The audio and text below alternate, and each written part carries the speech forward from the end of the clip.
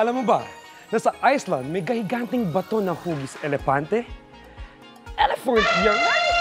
Bahagi ang higanting batong yan ng volcanic islands na himay sa southern coast ng Iceland. Sa sobrang dalas ng pagsabog ng bulkan sa Iceland, nakakalikha raw ito ng iba't ibang hugis sa mga bato. Kaya kapag nagawi sa lugar, wag na raw magtaka kung makakita ng mga batong mala fairy tale ang datingan. Isa sa agaw pansin ang Haldor's Kora o Elephant Rock dahil sa hugis nitong, elepante. Marami nagsasabing sinadya ang pagkakakorte ng bato. Mayambing rin kasi ang kulay ng Elephant Rock sa balat ng elepante na nabuo dahil sa basalt rock.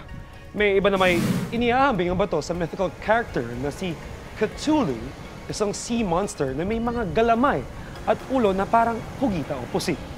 Dapat alam mo, na isa man sa natatanging atraksyon ng Iceland Elephant Rock, hindi ito ang pinaka-dinarayo ng mga turista, kundi ang mga ibong puffins na kagaya ng itsura ng penguin.